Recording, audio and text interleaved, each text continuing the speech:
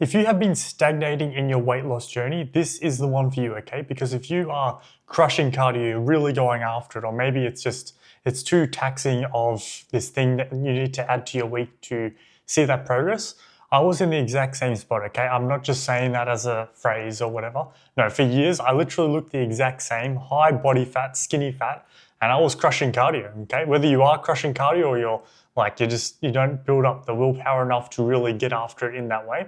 I was doing it, okay? I was doing half marathons. I was doing multiple runs throughout the week. Okay, I was going very hard with the high intensity cardio, but yet I saw no weight loss progress. Why is that? I thought I was stuck in this vicious cycle where I just thought I would have to push harder, okay? I thought that was just how you achieved the goal that you needed. If you were trying to lose weight, I thought you just needed to make your main meals healthier, like less of the bullshit that we know we shouldn't be eating, like more just chicken breasts, clean rice, eggs, that kind of thing.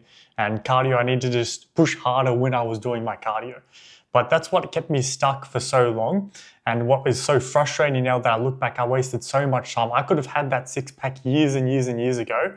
And now it's just taken me up until now to finally reach that point, okay? So let me really help you understand why high intensity cardio, okay, that going out for runs, the high roxes, the incline treadmills, all that kind of thing is not necessary for you to lose weight, okay? It's actually bad for your weight loss, and it was for mine, okay? This isn't some catchy title or whatever. Once I cut out the real cardio, that high intensity cardio, that's when I saw progress. So let's get into it. Why is cardio, and when I say cardio, I mean, like I was saying, going for runs, skipping, anything that's getting your heart rate super elevated, that's taxing, it's really bad for your cardio, for your weight loss journey, okay? So why is that? Because for the first one, especially if you're trying to be in a calorie deficit, you're trying to lose weight, you're already low in energy, right? You've got that lowered amount of food per day. And if you throw into the mix each day or every second day, a high intensity cardio session on top of your gym workouts, okay? Because you should be going to the gym as your main number one focus, right? And what I found is that my hunger levels were through the roof after I would go for even just a 5K run, maybe even 7K, 10K run, whatever it was. I was ravenous. Like I'd come home and I just couldn't think. Like I had this bottomless pit. I'd eat something and I'd feel hungrier. Like I would finish a meal. I'd be like, I need another meal right now. So that is the main key reason why it is bad, okay? Because it increases your hunger levels tenfold, making it so much harder to stick to your calorie deficit, okay? Because I would be in a calorie deficit from a food perspective for the first part of my day. I go for a run and then without realizing it, I just needed to consume like 2,000 calories just to feel normal on top of what I'd eaten before. No wonder I wasn't losing weight, right?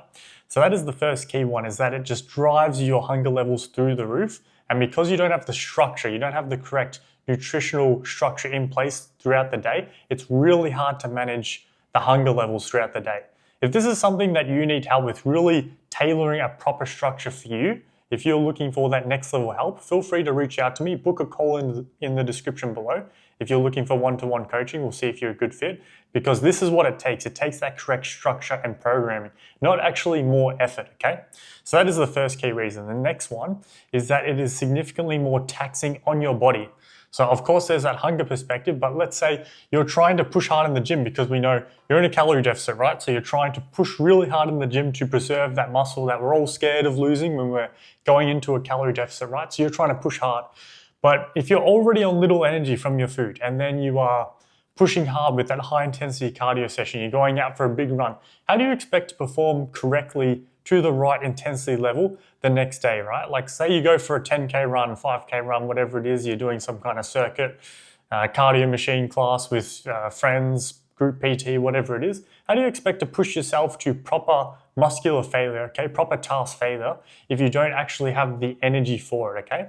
That's going to result in you losing muscle mass along the journey, which should not be happening if you are programmed correctly, okay? You can actually gain muscle on a weight loss journey because you have that stored energy on you, right? You have that energy to be converted into muscle along the journey, okay? If you're extremely lean though, okay, if you'll say, 14% body fat you're trying to cut down, a little bit of a different story, right? But if you'll say starting at 25, 30% body fat, it is extremely expected for you to be building strength throughout this process, okay? So that's the key thing. So that is one of the most important things, is that you want to preserve the energy, use that that limited energy that you have for the high leverage task of your week, which is the gym. The gym pushing hard for proper failure, okay? Not just going there, going through the motions, okay? Because that's what I used to do as well. I just go there, get to a little bit of the burn for 2 reps, and then I call it a day, right? But I wasn't packing on muscle and I wasn't losing weight, okay? Because I wasn't pushing myself to true failure, okay? And a good way to kind of get a gauge of this if you are reaching true failure is if you're going through the motions, right? And it's burning, it's getting heavy, right? But if you reach a point where you cannot even start that rep anymore, that is when you reach that true failure point, okay? You don't need to be doing this every single set of every single exercise for the entire workout, but you do need to use this as a tool throughout your workout to manage that you are actually pushing hard enough to give your muscles that reason to stay or grow throughout this process. So that's the other key one, okay? The other one is inflammation, okay? Like, of course, your cortisol is going to be spiking, inflammation is going to be high. This is going to be negative towards your fat loss journey, okay? On top of all of these reasons, okay, you've got that extreme hunger levels, you've got high tax on your body, you've got high inflammation, you've got higher ghrelin levels from your stomach releasing that hormone to your brain telling you that you're hungry, you're even hungrier than normal kind of thing. This is why cardio, that normal sense of cardio is bad, okay? So what do? I swapped it out and I only did steps, only focus on walking each day, okay? Sounds simple, sounds stupid. I used to make fun of people that used to have the Apple Watch and they'd be like, oh, I got to connect my ring or my watch or whatever. I'd be like, fuck, what are you talking about? Okay, I go to the gym 4 or 5 times a week. What's going for a little bit of a walk and I do for my weight loss journey, right? But I was wrong, okay? I was wrong. Focusing on steps, starting at 10K steps per day is a really good one for you. There's multiple reasons why it is important, so listen up. The first thing is that it reduces that tax on your system, all right? So you can still maintain all that energy that you would have for your training sessions from a day-to-day perspective. So it preserves your energy. That's the first key one. 2 is it's actually amazing at burning calories, okay? If you are roughly 70, 80 kilogram man and you go for 10K steps, which is about an hour and a half of walking, okay, throughout your whole day, just an hour and a half, that can be built up from 10, 20-minute walks after meals, or if you're working from home, you get a home desk treadmill, you can do it while you work. Like, it does not take a lot of time out of your entire day to be hitting 10K steps as a minimum, okay? And you'll be burning roughly 500 calories from doing these 10K steps. You're going to want to increase it from there if you want to see faster results. But you can lose 1 kilo a week by just doing 10K steps a day, which is 500 calories of a deficit, and dropping your calories by 500 to 600 from the calories, the food perspective, you would be on track to roughly lose 1 kilogram of fat per week, okay? That is a really good trajectory, really good linear fat loss phase. No, weight loss is never linear, but it's a good trajectory over the long term where you can lose 10 kilos over 2 to 3 months if you lock in on this. The other key important benefit of going for walks, especially if you're introducing it after you're having meals and all that kind of thing, is insulin sensitivity. It highly improves your insulin sensitivity. Why is this good? If you have high insulin resistance, your body's going to be more likely to store the energy that you're eating as fat on your body, okay? It tells the body that I've got energy on me, we've already got food there, that we can store this, we'll use this for later, okay? That's why when you go for a walk, say after a meal especially, when you get that spike in your insulin from the normal carbs that you're eating in your food, whatever it is, it will reduce that spike, okay? And if you maintain walking as a good rule of thumb throughout the day, it's going to manage your insulin sensitivity over the day as well. So this is going to be crucial for improving the hormonal aspect of your body, okay? The most important thing overall is the calorie deficit, okay? We can't get around that 1 + 1 = 2. And for you to be in a weight loss journey, for you to lose weight, you have to be in a calorie deficit, okay? But there's little tools, tricks that make it easier, make it more helpful, like this. Improving your insulin is going to make the journey easier, okay? Picking cardio forms that's going to supplement your life, it's going to make it easier, it's going to improve your journey, okay?